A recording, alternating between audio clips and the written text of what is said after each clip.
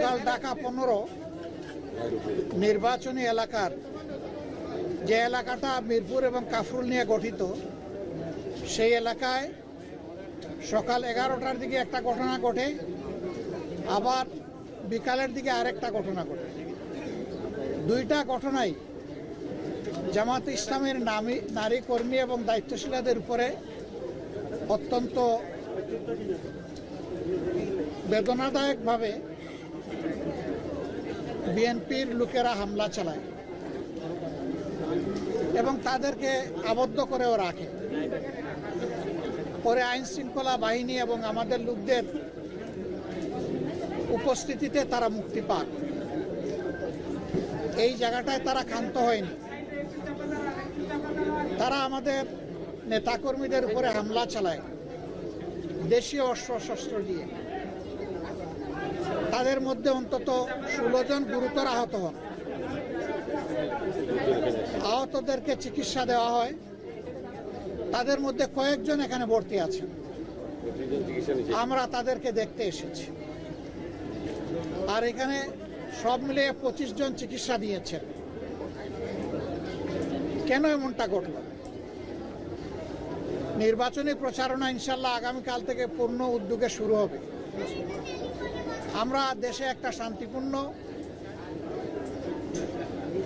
একটা সুষ্ঠু নির্বাচন চাই, যেই নির্বাচনে জনমতের প্রতিফলন ঘটবে, মানুষ স্বস্তির সাথে ভোট দিতে পারবে, কোনো ভয়ভীতির পরিবেশ থাকবে না, এমন একটা নির্বাচন আমরা চাচ্ছি। যুক্তির খাতিরে যদি ধরে নেওয়া হয় যে আমাদের দলের কেউ নির্বাচনী আচরণবিধি লঙ্ঘন করেছে, এর জন্য যথাযথ কর্তৃপক্ষ আছে, তারা কর্তৃপক্ষকে বলবেন। কর্তৃপক্ষ তাদের মতো করে উদ্যোগ নেবে এবং আমাদেরকে সেই ব্যাপারে সম্পৃক্ত করবে, আমাদের কাছে জানতে চাইবে। আরও অনেক পদক্ষেপ নেওয়ার তাদের এখতিয়ার আছে। কিন্তু কোনো ব্যক্তি বা দলের কোনো ধরনের কোনো এখতিয়ার নাই এই ব্যাপারে কোনো মব সৃষ্টি করার। আমরা এই নোংরা মবের নিন্দা জানাই এবং আমরা দেখতে চাই যে মব যেন এখানেই শেষ হয়। মনে রাখবেন, দুনিয়ার মানুষ এখন অনেক সচেতন। মব করে জনমত এখন প্রভাবিত করার দিন শেষ। সবাই জনগণের কাছে যাবে, নিজের বক্তব্য নিয়ে যাবে,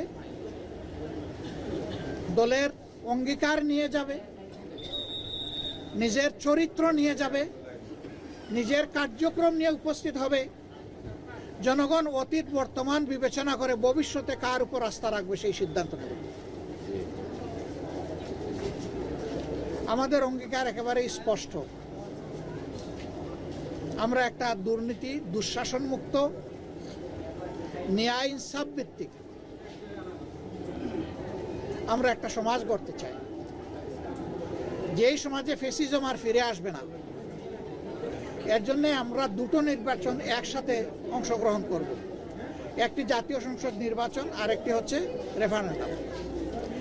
আজকে আমি নির্বাচনের ব্যাপারে কিছু বলবো না, এটা আচরণবিধির লঙ্ঘন হবে। ওটা কালকে থেকে বলা শুরু করব ইনশাল্লাহ। কিন্তু শুধু এই আসনে না, 300 আসনে যারা নির্বাচনে অংশগ্রহণ করছেন তাদের সকলের প্রতি আমাদের অনুরোধ, প্লিজ জনগণের প্রতি আস্থা রাখুন। জনগণকে শান্তিপূর্ণভাবে সিদ্ধান্ত নিয়ে তার ভোট তার পছন্দ মতো প্রতীক এবং বাক্সে পৌঁছানোর সুযোগ দিন। এর মাধ্যমে যেই নির্বাচিত হয়ে আসবে, সকল রাজনৈতিক দলের দায়িত্ব হবে তাকে সহযোগিতা করা, তাকে অভিনন্দন জানান। কিন্তু এখনই যদি সেই 15.5 বছরের কায়দায় আবার নির্বাচনী ময়দানকে উলট পালট করে দেওয়া হয়, তাহলে জাগ্রত যুব সমাজ কাউকে ক্ষমা করে না। তারা তো মুখের রক্ত দিয়েই পরিবর্তন এনেছে। দেশবাসী আমরা তাদের সাথে ছিলাম, নেতৃত্ব তারাই দিয়েছে। যে যুবকরা যুবতীরা নেতৃত্ব দিয়েছে, যাদের বয়স 30-35 বছর হয়ে গেছে, 18 বছর বয়স থেকে তার ভোট দেওয়ার অধিকার প্রতিষ্ঠিত হয়েছে, কিন্তু আজ পর্যন্ত তারা একটা ভোট দিতে পারে নাই। একজন নাগরিকের সবচেয়ে বড় অধিকার হলো তার ভোটের অধিকার। সেই অধিকারই কেড়ে নেওয়া হয়েছিল। একই কায়দায় এখন যদি কেউ আবার আমার ভোট আমি দিব, তোমারটাও আমি দিব, এই স্লোগান দিয়ে যদি কেউ ভোটের ময়দানে নামেন, এই যুব সমাজ তাদেরকে ভোটের মাধ্যমে, ব্যালটের মাধ্যমে সমুচিত জবাব দেবে। আমরা সবাইকে অনুরোধ করব, আসুন শান্তিপূর্ণ অবস্থানে থেকে পরস্পরের প্রতি শ্রদ্ধাশীল হয়ে আমরা একটা সুষ্ঠু নির্বাচনে সহযোগিতা করি। বাংলাদেশ জামাত ইসলামী অঙ্গীকারবদ্ধ, যারা কালকে আমাদের ভাই বোনদেরকে, শুধু ভাইদের গায়ে না, আমাদের মায়েদের গায়েও তারা হাত তুলেছে, আমরা তার তীব্র নিন্দা জানাই। ওরা কি মায়ের পেট থেকে জন্ম নেয় নাই? ওদের ঘরে কি মা বোন নাই? মা বোনদের প্রতি সামান্য সম্মান দেখানো, নিশ্চয়ই তারা পরিবার থেকে সেই শিক্ষা পেয়েছে। যদি না পেয়ে থাকে, এটা দুর্ভাগ্য। আমরা আর দেখতে চাই না, আর শুনতে চাই না এই ধরনের নোংরা অবস্থা। শুধু ঢাকা 15 না, এখানে ওখানে টুকটাক আমরা এগুলা শুনতে পাচ্ছি। আমরা নির্বাচন কমিশন এবং সরকারকে বলবো, যদি সত্যি আপনারা যে অঙ্গীকার করেছেন সুষ্ঠু নির্বাচনের, সেই অঙ্গীকার যদি আপনারা বাস্তবায়ন দেখতে চান, তাহলে আপনাদের দায়িত্ব আপনাদেরকে অবশ্যই পালন করতে হবে। অবশ্যই সমতল মাঠ সবার জন্য দিতে হবে, অবশ্যই সবাইকে সমান সুযোগ দিতে হবে, এবং যারাই সন্ত্রাস এবং দুর্বৃত্তপনা করবে তাদের মুখের দিকে না তাকাইয়া আপনাদের দায়িত্বের দিকে তাকাইয়া তাদেরকে আইনের আওতায় নিতে হবে। আমরা এগুলা নিয়ে এখনই মামলা মোকদ্দমায় যাচ্ছি না। মামলা মোকদ্দমা সমাধান নয়, আমাদেরকে বাধ্য করবেন না। আমরা সামাজিক সচেতনতার মাধ্যমেই ইনশাআল্লাহ এগুলার মোকাবেলা করব। মায়েদের গায়ে হাত দিল, মসজিদের ভিতরে ঢুকে অপমান করলো, গালিগালাজ করলো, ওখান থেকে মানুষের মোবাইলগুলা কেড়ে নিল, আর আইন শৃঙ্খলা বাহিনী তাকিয়ে তাকিয়ে দেখলো। কিভাবে হবে সুষ্ঠু নির্বাচন? আমরা তার পুনরাবৃত্তি আর দেখতে চাই না। আমরা চাই সবাই যার যার জায়গায় নাগরিক দায়িত্ব এবং যেখানে প্রশাসনিক দায়িত্ব আছে সেই দায়িত্ব সুষ্ঠুভাবে পালন করব। আমরা কথা দিচ্ছি, সুষ্ঠু নির্বাচনের জন্য আমাদের পক্ষ থেকে সম্ভব সকল কিছু আমরা সহযোগিতা দেব ইনশাআল্লাহ। মাথা কখন গরম হয়? যখন চোখে অন্ধকার দেখা যায়। আমরা আমাদের জনগণের উপর আলহামদুলিল্লাহ পূর্ণ আস্থা রাখি।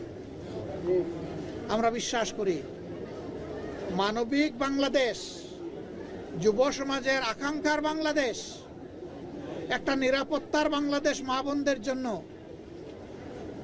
আমাদের যুব সমাজের হাতে কাজ তুলে দেওয়ার জন্য যে বাংলাদেশের অঙ্গীকার বাংলাদেশ জামাত ইসলামী নিয়ে যাচ্ছে, এইটাই যদি কারো মাথা গরমের কারণ হয়ে থাকে, আমরা বলবো আরো ভালো জিনিস নিয়ে আসেন।